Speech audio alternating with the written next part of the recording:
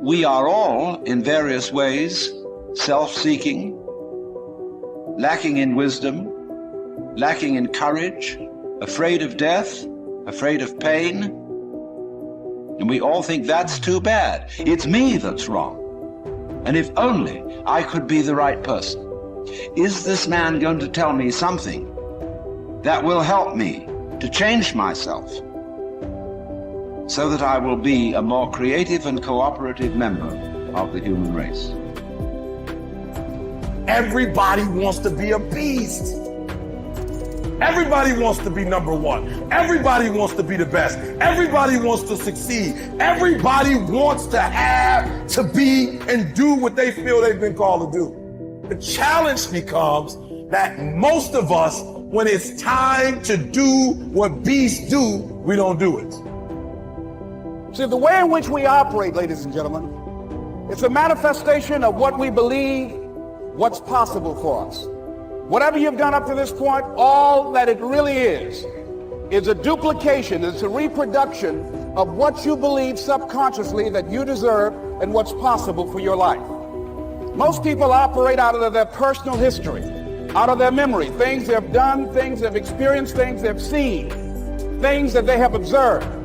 What I'm suggesting that you operate out of a larger vision of yourself. I want you to see yourself doing what you want to do, experiencing what you want to experience, having what you want to have, doing what it is that gives your life some meaning and value. Operate out of your imagination, not your memory. There's nothing you can do about the past, but you can do a great deal about your future. You don't have to be the same person you were yesterday. You can make changes in your life, absolutely startling changes, in a fairly short period of time. You can make changes you can't even conceive of now, if you give yourself a chance. Your abilities will grow. You have untapped talents and potential that you haven't even reached for yet. And as time goes on, you'll be able to reach deeper and deeper. The first thing you'll know, you'll be able to do things you never thought you could do. You'll be able to handle things you never thought you could handle. You'll have ideas that you've never had before.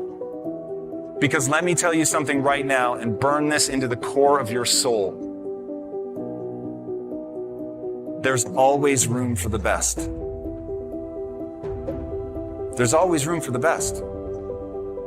And if you're prepared to become the best, you can become unstoppable. You can build something other people think is impossible. You can build something out from under a mountain of doubt.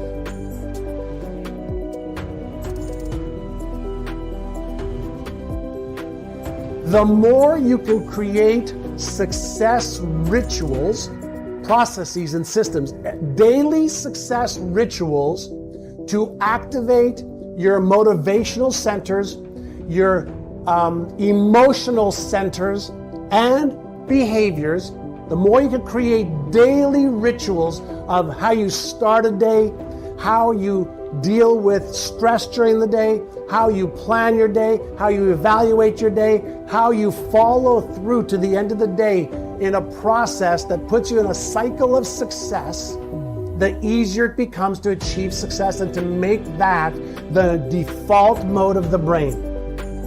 So if you want to do something, if you thought about something you want to do, take it head on. Decide that you're going to face it, that whatever shortcomings you have, that you're going to strengthen yourself there, that you're going to get started right now. Do what you can, where you are with what you have, and never be satisfied. Always strive to be more than that which you are. Yeah, don't get satisfied with yourself. Always know that wherever you are, you can enjoy more, that you deserve more. You have not because you ask not. Now listen to me. A lot of the problems I was having is because what I was asking God for was the wrong stuff. I kept going to him too small. God don't give you what you want. He give you what you believe. See, you've been blowing it. If you up your ask, he ups his gill. Lord, help me fix my car so I can make it to work. Why don't you ask God for a car that don't need fixing? Oh, you think that's too big for him?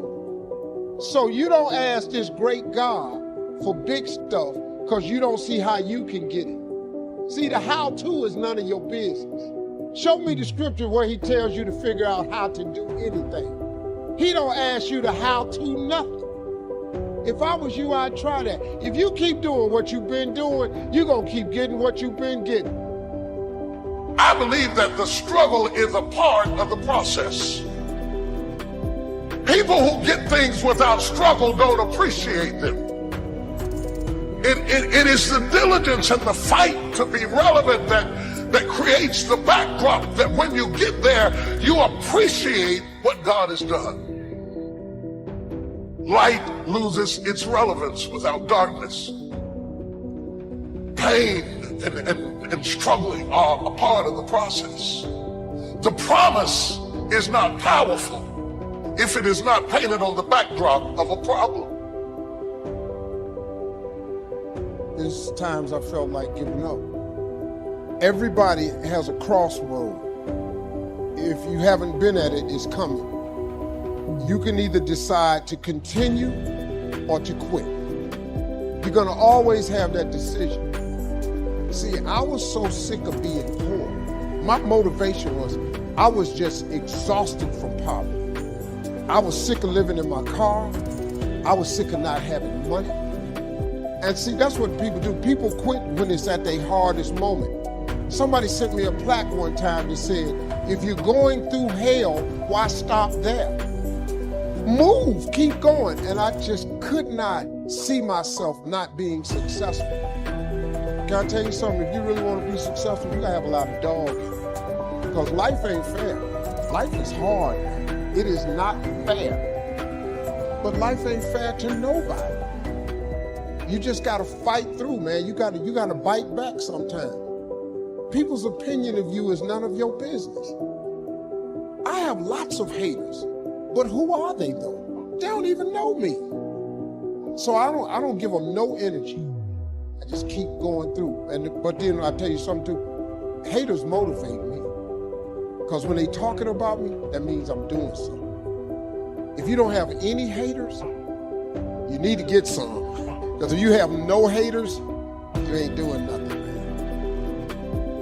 So one last piece to that. If you give up, you know exactly what's going to happen. Nothing. The reason God wakes you up in the morning is because he still has something for you.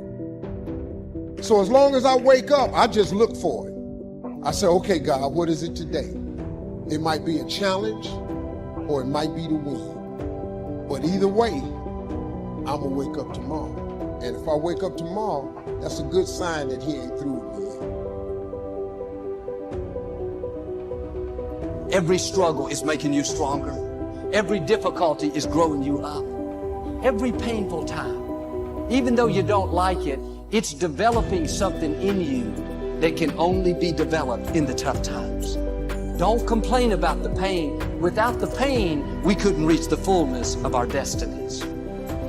The key is what we do in our times of pain. Pain will change us. Heartache, loss, disappointments, they don't leave us the same.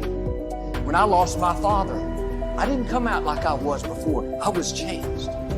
You go through a divorce, a legal battle, a friend betrays you, eventually that will pass. You'll get through it, but you will be different. Now, how the pain changes you is up to you. You can come out bitter, or you can come out better. You can come out with a chip on your shoulder blaming God, or you can come out stronger with a greater confidence in God. You can come out defeated, giving up on your dreams, or you can come out with a new passion, a new fire, excited about the new opportunities in front of you.